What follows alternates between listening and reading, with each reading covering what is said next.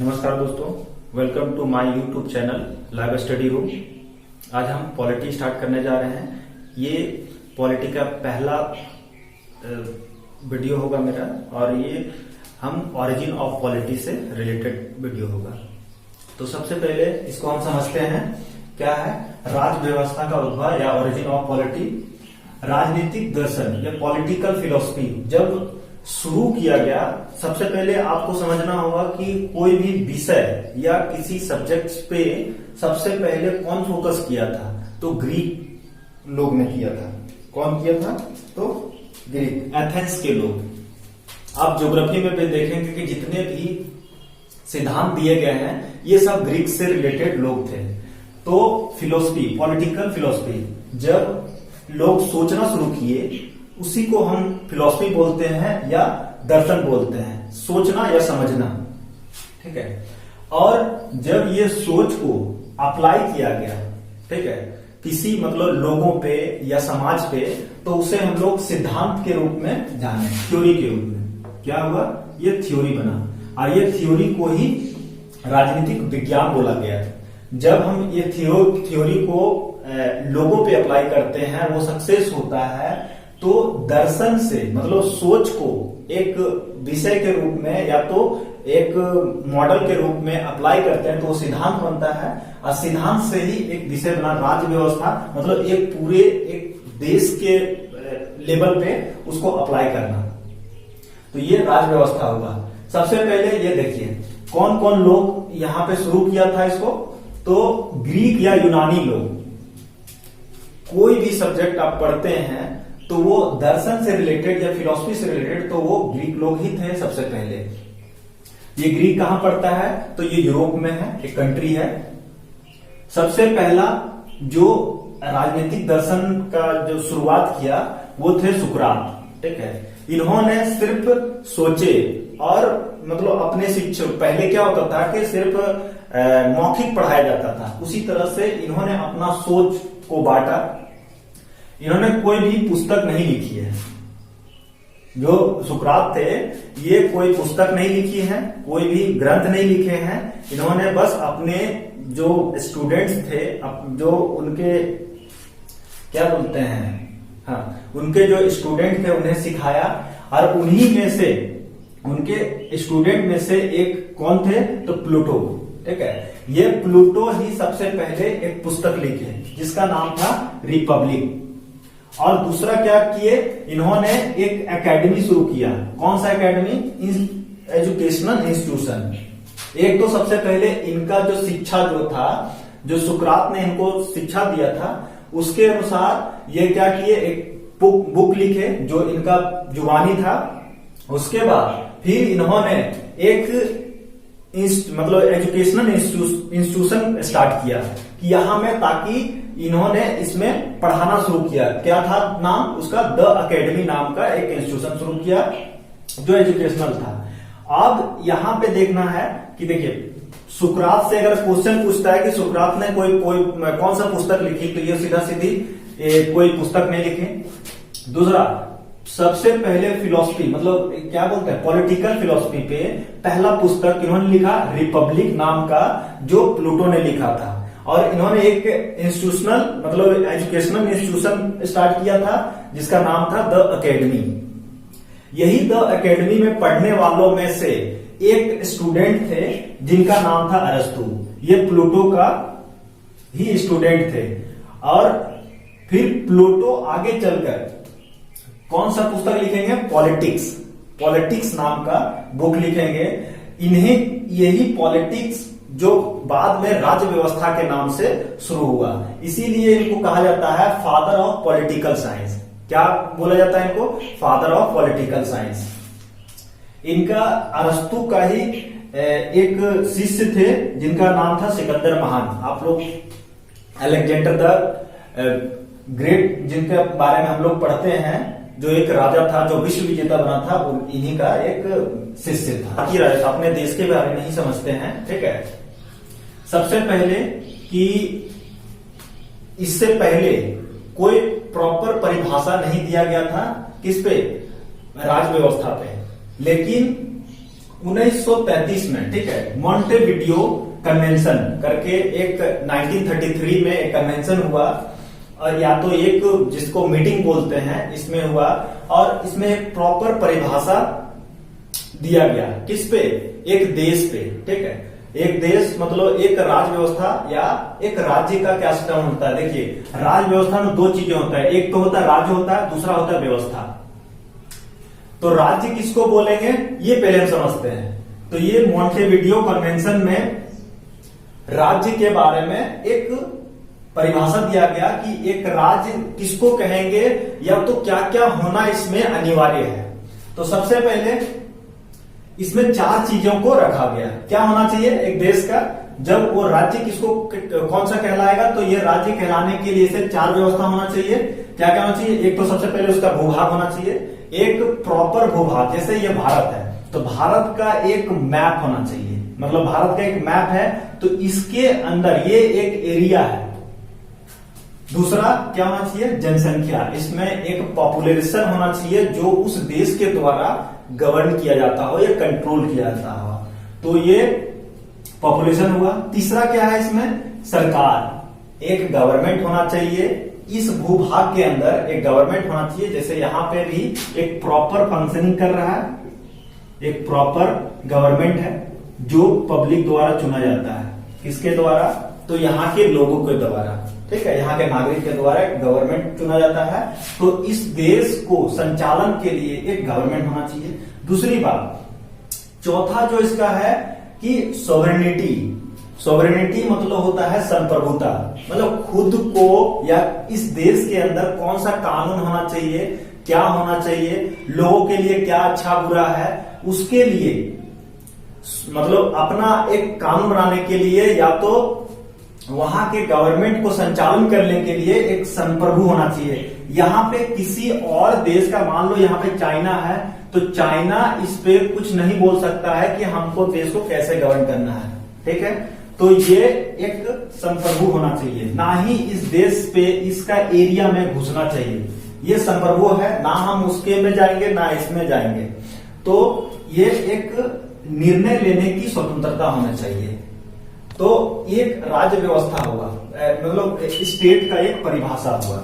उसके बाद व्यवस्था, ठीक है, राज्य व्यवस्था, राज्य के बारे में समझे। अब व्यवस्था, व्यवस्था क्या है, उस संविधान मतलब उस देश का एक रूल, एक नियम बनाना पड़ेगा उस देश को गवर्न करने के लिए, ठीक है, गवर्नमेंट या उस सिस्टम। तो एक नियम या रूल, ये रूल कैसा होना चाहिए, मौलिक नियमों के समूह होना चाहिए। मौलिक मतलब सभी के लिए, जो लोग वहां पे हैं उसके लिए एक मतलब यूनाइट एक रूल्स बनाना पड़ेगा, लॉ बनाना पड़ेगा इसको चलाने के लिए। जिस तरह से हम लोग क्या बोलते हैं, राइट टू लिव, मतलब जीने का अधिकार के लिए, ठीक है, कहीं घूमने का अधिकार। अगर कहीं मान लो देश में कोई जैसे क्रिमिनल एक्टिविटी होता है उसके लिए हम लोग को लॉ बनाना पड़ता है। तो ये संविधान में मतलब कॉन्स्टिट्यूशन को बनाने के लिए लॉ बनाना पड़ेगा, जो जिसको हम लोग संविधान बोलते हैं। समी का मतलब क्या हुआ, एक संविधान मतलब सभी के लिए विधान या रूल बनाना पड़ेगा। अब रूल वो फंडामेंटल से रिलेटेड होगा, फंडामेंटल राइट होगा, फंडामेंटल ड्यूटी होगा। उसी तरह से जिस तरह से हम लोग के यहाँ आर्टिकल 21 है, राइट टू लिव, जीने का अधिकार, ठीक है। फिर है फंडामेंटल राइट्स। फंडामेंटल राइट्स में बहुत सारे आते हैं आर्टिकल, जैसे फंडामेंटल राइट्स में आर्टिकल 14 to 35 तक मेरा है, नहीं 12 से, सॉरी 12 से 35 तक ये फंडामेंटल राइट्स है। फंडामेंटल ड्यूटीज है, जिस तरह से मान लो कि देश में अगर कोई तत्काल कोई रूल बनाना पड़े किसी तरह के, जैसे इमरजेंसी लगाने के लिए, कि अगर कोई बाहरी देश से हमारा यहाँ आक्रमण होता है तो उसके लिए भी लॉ बनाना पड़ता है। तो ये सारे इकट्ठा जितने भी लॉ का एक यूनाइट जब बनेगा तो उसी को हम लोग संविधान बोलते हैं। संविधान का एक प्रॉपर डेफिनेशन के इधर किसी राज्य हो गया, किसी राज्य की व्यवस्था, देखिए राज्य की व्यवस्था के संचालन के लिए निर्मित मूलभूत कानूनों के समूह, ठीक है, मतलब एक लॉ का जो एक यूनिटी है उसका समूह को हम लोग क्या बोलते हैं, उसका ग्रुप को हम लोग संविधान बोलते हैं। तो ये समझ में आया कि राज्य क्या है। राज्य का 4 डेफिनेशन से अगर एग्जाम में पूछता भी है, ऑब्जेक्टिव क्वेश्चंस में पूछते हैं कि राज्य का सही डेफिनेशन क्या होगा, तो राज्य के लिए मॉन्टेविडियो कन्वेंशन के थ्रू जो चार इसमें क्राइटेरिया दिया हुआ है कि एक भूभाग होना चाहिए, उसका पॉपुलेशन होना चाहिए, गवर्नमेंट होना चाहिए और सॉवरेनिटी होना चाहिए। दूसरी बात व्यवस्था में क्या होना चाहिए, उस देश का राज्य और उसकी व्यवस्था के एक क्या बोलते हैं मूलभूत कानून होना चाहिए। क्या मूलभूत कानूनों का समूह होना चाहिए, समूह मतलब ग्रुप ऑफ लॉ। तो ये देख लिए हम लोग। इसके आगे हम लोग फिर संविधान के टाइप्स पढ़ेंगे, कितने टाइप्स के संविधान होते हैं, कौन कौन से देश कौन संविधान के कौन सा टाइप्स को फॉलो करता है। ये संविधान के प्रकार में इससे पहले थोड़ा देर पहले मैंने समझाया था कि संविधान क्या है, ठीक है, उसका एक एरिया होना चाहिए, एक कानून होना चाहिए, विधान होना चाहिए। उसके आगे फिर संविधान जो उसका बांटा गया है वो कितने टाइप से बांटा गया है उसको हम लोग देखेंगे। तो मेनली संविधान के प्रकार जो है 2 तरह का संविधान होता है। कैसे कैसे हम लोग बांटते हैं, तो पहला है संविधान का टाइप्स में ये दस्तावेज की प्रकृति के आधार पर, मतलब based on nature of documents, मतलब कोई ना कोई एक पुस्तक के अनुसार या डॉक्यूमेंट्स के अनुसार जो प्रॉपर वे में उसको लिखा गया हो या और एक ही पुस्तक में लिखा हुआ हो, उसी को हम लोग डॉक्यूमेंट्स बोलते हैं, ठीक है। तो डॉक्यूमेंट्स के आधार पर 2 तरह का संविधान को 2 टाइप्स में बांटा गया है डॉक्यूमेंट्स के अंदर। एक होता है तुम्हारा लिखित, क्या होता है लिखित, और दूसरा होता है अलिखित, रिटेन और अनरिटेन। तो लिखित दस्तावेज जो होता है उसके अनुसार कौन कौन से देश का संविधान बना है, और अलिखित के अनुसार कौन कौन सा संविधान है। दूसरा है राजनीति के प्रकृति के आधार पर, मतलब based on nature of polity के आधार पर कौन कौन से संविधान का है। तो 2 टाइप्स में हम लोग देख लिए, पहले की है दस्तावेज के आधार पे और एक राजनीति के आधार पे। तो दस्तावेज के आधार पे 2 टाइप्स में बांटा गया है। कौन कौन है, एक लिखित संविधान है, एक अलिखित संविधान है। लिखित संविधान किसको बोलते हैं, तो दस्तावेज के आधार पे वो संविधान या वैसे संविधान जो अलग अलग कानूनों या रूल्स को लिखने के बाद एक ही पुस्तक में उसको श्रृंखला वे में, मतलब क्या कहते हैं सीरीज में उसको लिख कर और एक बुक में उसको बाइंडिंग किया हो, ठीक है। दस्तावेज के एक ओर या श्रृंखला के रूप में लिखा गया हो, ठीक है। इस टाइप के संविधान कौन से देश के संविधान है, तो अमेरिका का संविधान और भारतीय संविधान। तो अमेरिका के संविधान को एक चीज और भी जान लें कि अमेरिका का जो संविधान है ये दुनिया के सबसे पहला लिखित और सबसे छोटी संविधान है। कब ये संविधान बना, तो 1789 में 1789 में इसका संविधान लागू हुआ था, और इसमें टोटल 7 आर्टिकल है, मात्र 7 अनुच्छेद में। वही भारतीय संविधान जो है ये 1949 में बना और प्रॉपरली 1950 में लागू हुआ। तो 1950 में लागू हुआ, ये बहुत बड़ी संविधान, दुनिया के सबसे बड़ी संविधान के रूप में है। क्यों, क्योंकि इसमें सिर्फ 7 अनुच्छेद है और भारतीय संविधान में 395 अनुच्छेद है। कितना है, 395 आर्टिकल्स। आप देखते हैं अलिखित संविधान किसको बोलते हैं, इसमें रीति रिवाजों और उपयोगों और परंपराओं के कारण शामिल किए जाते हैं। मतलब इस संविधान में एक पुस्तक में नहीं, सभी कानून को अलग अलग कैटेगरी में किया गया है और अलग अलग रखा गया है, एक ही मतलब बुक में नहीं लिखा गया है। सबके लिए अलग अलग प्रावधान का, अलग अलग रूल्स का अलग अलग करके रखा गया है। इसीलिए इसको हम लोग अलिखित संविधान भी बोलते हैं। इसको कहते हैं, इसमें रीति रिवाजों, उपयोगों और परंपराओं के कारण शामिल हैं। जैसे कि ब्रिटेन को ऐसे भी कहा था अलिखित संविधान, ये लिखा हुआ संविधान नहीं है। और कनाडा, फिर इजराइल, न्यूजीलैंड, सऊदी अरेबिया, हम लोग सिर्फ एक ही देश का नाम जानते थे, वो है ब्रिटेन। लेकिन अब एग्जाम में इसको छोड़ के और भी देशों का ऑप्शन में देता है, इसको हटा देगा ऑप्शन में और बाकी देशों को दे देगा, तो हम लोग कंफ्यूज होंगे। इसीलिए ये कनाडा भी है, इजराइल भी है, न्यूजीलैंड और सऊदी अरेबिया भी और लिखित संविधान में आते हैं। अब देखेंगे कि राजनीति आधार पे कैसे बांटा गया है इसको, तो इसको भी दो भाग में बांटा गया है। राजनीतिक आधार पे, राजनीतिक आधार पर मतलब एकात्मक है या संघात्मक है। एकात्मक संविधान किसको बोलते हैं? यूनिटरी संविधान जिसको बोलते हैं, उसको कौन से देश इसको फॉलो करता है, और फेडरल संविधान कौन कौन से देश के हैं। तो हम लोग इसमें देखेंगे यह ब्रिटिश संविधान से पूर्व एकल प्राधिकरण की स्थापना करता है। ये ब्रिटेन का जो संविधान है ये एकल है, यूनिटरी संविधान है।